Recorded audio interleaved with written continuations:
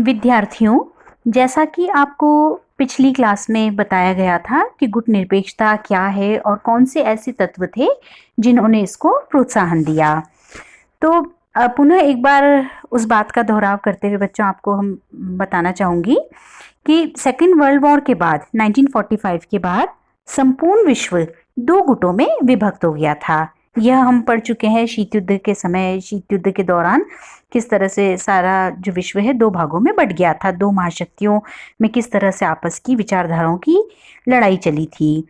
दो गुट कौन से थे? एक तो सोवियत संघ और अमेरिका, और दूसरी तरफ एशिया और अफ्रीका के जो राष्ट्र थे, जो नव स्वतंत्र राष्ट्र थे, लंबे समय तक जो उपनिवेशवाद का शिकार रहे थे, शोषण का, साम्राज्यवादी प्रवृत्तियों का शिकार रहे थे, इन नए स्वतंत्र राष्ट्रों ने निर्णय किया कि ये किसी भी गुट में शामिल नहीं होंगे और अपनी स्वतंत्र अस्तित्व की रक्षा करेंगे, स्वतंत्र रूप से विदेश नीति का निर्माण करेंगे। क्योंकि इनको ये लगा कि अगर मुश्किल से तो हम स्वतंत्र हुए हैं और अब समय आया है अपने अस्तित्व के निर्माण का, और ऐसे में हम अगर किसी वाद या किसी महाशक्ति के संपर्क में हम अगर आ गए या किसी भी हम उनकी आइडियोलॉजी में अगर हमने आस्था रखी और कभी एक तरफ हम अगर उलझ गए तो हम अपने स्वतंत्र अस्तित्व का निर्माण नहीं कर पाएंगे और अपना विकास नहीं कर पाएंगे। तो इन राष्ट्रों ने यह सोचा कि हम तीसरी शक्ति बनकर रहेंगे। इसमें मुख्य रूप से एशिया, अफ्रीका और लैटिन अमेरिका के जो थर्ड वर्ल्ड कंट्रीज थी, उन्होंने नॉन अलाइनमेंट को अपनाया।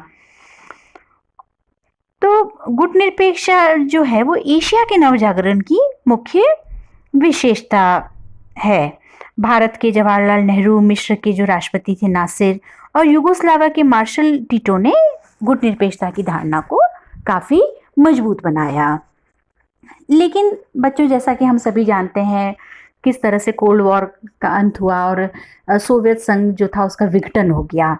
तो अब यह प्रश्न भी महत्वपूर्ण हो जाता है कि क्या अब गुट निरपेक्षता की कोई प्रासंगिकता रही, क्योंकि जो अवधारणा दो महाशक्तियों से पृथक रहने की भावना को लेकर अस्तित्व में आई थी, तो क्या अब उसका कोई औचित्य है? क्योंकि एक महाशक्ति समाप्त हो गई, विश्व के मानचित्र से एक महाशक्ति का ही जो है वो हट गया, उसका अस्तित्व ही हट गया। तो क्या ऐसे में गुट निरपेक्षता की कोई प्रासंगिकता रह जाती है? यह भी प्रश्न उसके कोल्ड वॉर के एंड के बाद उठाया गया। तो गुट निरपेक्षता जो है वो विश्व राजनीति में एक नए विकल्प के रूप में राष्ट्रों के सामने आई थी और मुख्य रूप से इससे एशिया, अफ्रीका, लैटिन अमेरिका के राष्ट्र जुड़े और उन्होंने अपनी स्वतंत्रता को, अपनी जो आइडेंटिटी है उनकी इंडिविजुअल आइडेंटिटी, उसको बनाए रखने में उन्होंने योगदान दिया।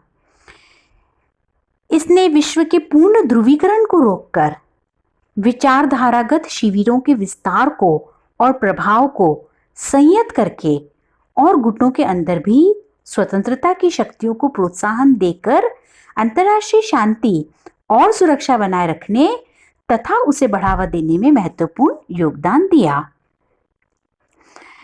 संयुक्त राष्ट्र संगठन के भीतर और बाहर दोनों जगह बहुत से कल्याणकारी क्षेत्रों में, जैसा कि जो छोटी छोटी कॉलोनीज थी उनको स्वतंत्रता दिलाई, प्रजातीय समता को उन्होंने साकार किया और जो अल्प विकसित देश थे उनके आर्थिक विकास में बहुत बड़ा योगदान दिया। आज संयुक्त राष्ट्र संघ के अधिकांश देश गुट निरपेक्षता के दायरे में आ चुके हैं। संयुक्त राष्ट्र संघ के विभिन्न मंचों से गुट निरपेक्ष राष्ट्रों ने विश्व शांति, निशस्त्रीकरण, हिंद महासागर को शांति क्षेत्र घोषित करना, नई अंतर्राष्ट्रीय आर्थिक व्यवस्था का निर्माण जैसे विषयों पर संयुक्त रूप से कार्यवाही भी की, आवाज उठाई और सफलता हासिल की। तो प्रश्न जो बनता है कि गुट निरपेक्षता का किस तरह का औचित्य रह जाता है या इसकी प्रासंगिकता पे जो सवाल उठा कि गुट निरपेक्षता जो है वो सेकेंड वर्ल्ड वॉर के बाद कोल्ड वॉर के एनवायरनमेंट में तो उसके जो सार्थकता है उसको माना जा सकता है, लेकिन शीत युद्ध का अंत हो गया, सोवियत संघ का विघटन हो गया, वार्सा पैक्ट भंग हो गया, जर्मनी का एकीकरण हुआ, नाटो की भूमिका में परिवर्तन आया। तो ऐसे में कितना सार्थक है निर्गुट राष्ट्रों का जो अस्तित्व है।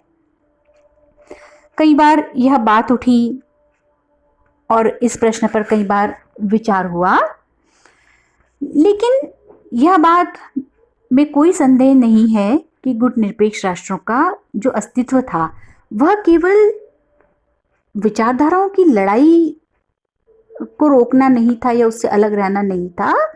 गुट निरपेक्ष जो देश थे वो कई और बातों के लिए भी प्रयत्नशील थे, जैसे नई अंतर्राष्ट्रीय व्यवस्था की मांग उनके द्वारा उठाई गई, परमाणु निशस्त्रीकरण के लिए पुरजोर प्रयास हुए, दक्षिण दक्षिण सहयोग को प्रोत्साहन दिया गया।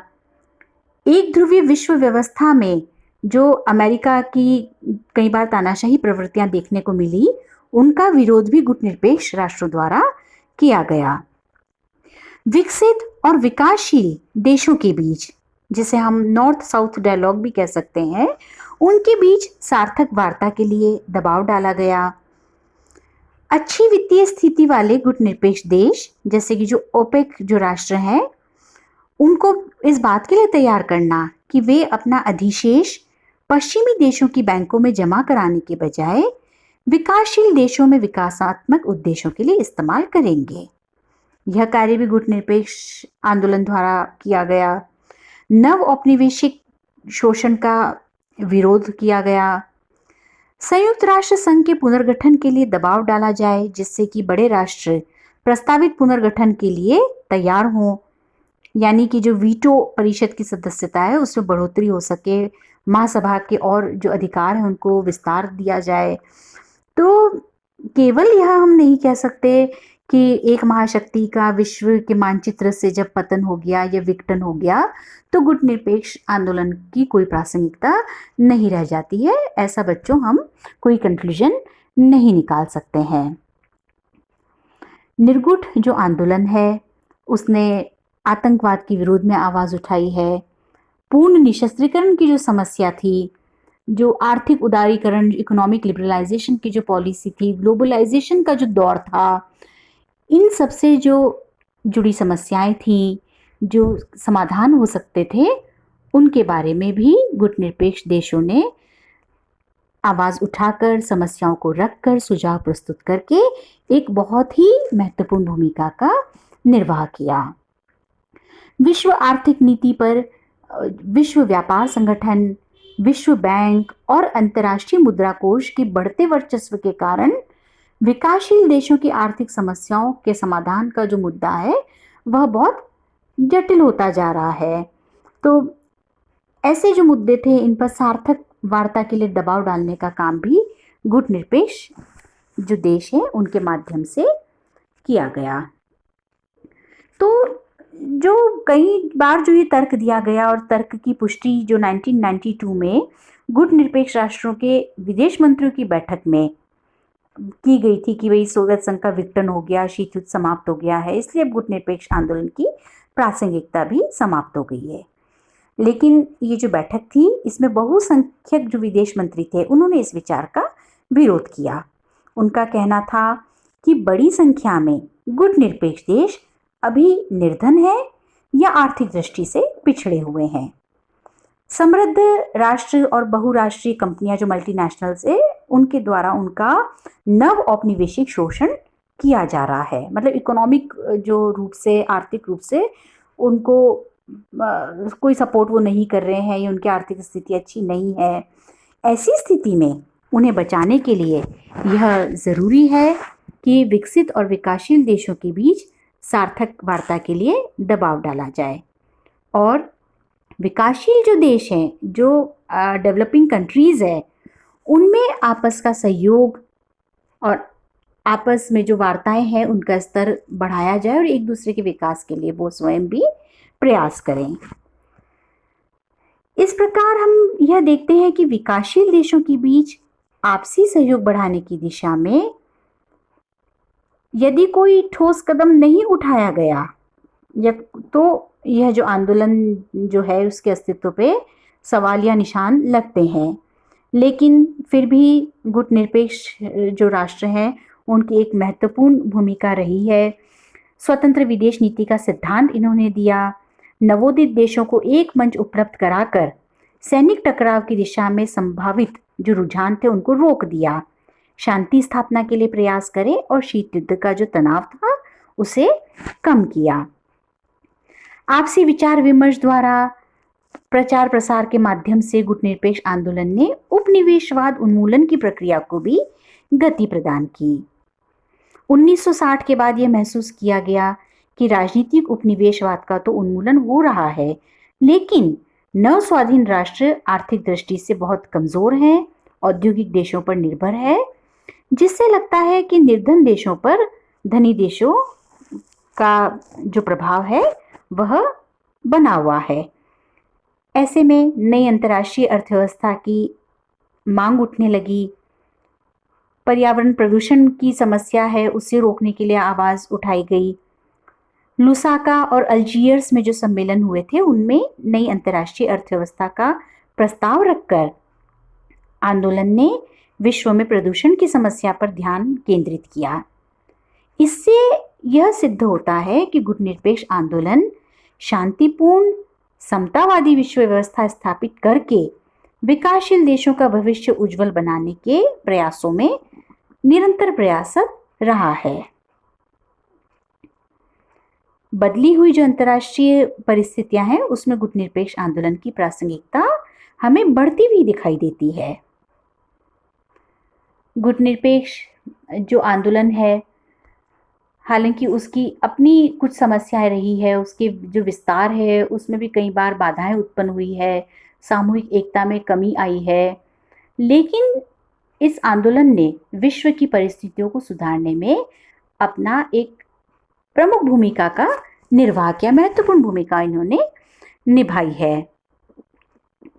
हालांकि जो शिखर सम्मेलन थे उनको पहले की तरह गंभीरता से नहीं लिया जा रहा है और कई बार जो अंदर की जो प्रॉब्लम्स है, इंटरनल प्रॉब्लम्स बहुत सारी उसमें होने लग गई है, लेकिन गुटनिरपेक्ष आंदोलन वास्तव में अंतर्राष्ट्रीय राजनीति का एक स्थायी तत्व है। जब तक राष्ट्रों का अस्तित्व है तब तक इस आंदोलन की प्रासंगिकता बनी रहेगी।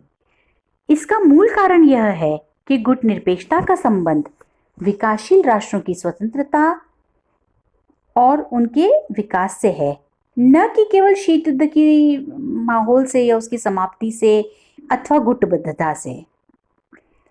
मुख्य रूप से यदि हम अगर बहुत ही ब्रीफली अगर हम देखें तो गुटनिरपेक्ष आंदोलन का जो संबंध है वो 5 इंग्लिश जो अल्फाबेट है डी से हम देख सकते हैं। डीकोलोनाइजेशन जिसे हम कहेंगे वी उपनिवेशीकरण, डेवलपमेंट यानी कि विकास, देतांत तनाव शैथिल्य, डिसआर्मामेंट यानी कि निशस्त्रीकरण और डेमोक्रेटाइजेशन लोकतंत्रीकरण। मुख्य रूप से 5 डी हम इस तरह से हम देख सकते हैं कि किस तरह से वी उपनिवेशीकरण, विकास, तनाव में शिथिलता, निशस्त्रीकरण और लोकतंत्रीकरण के लिए यह एक सार्थक आंदोलन सिद्ध हुआ है। तो गुटनिरपेक्ष जो आंदोलन है इसकी प्रासंगिकता से हम कदापि इनकार नहीं कर सकते हैं। शीत युद्ध की समाप्ति के बाद भी जब अंतर्राष्ट्रीय परिस्थितियां बदली, अंतर्राष्ट्रीय माहौल बदला, ऐसे में भी गुटनिरपेक्ष आंदोलन ने हमेशा अपनी प्रासंगिकता, अपनी सार्थकता, अपने सार्थक अस्तित्व का परिचय दिया है।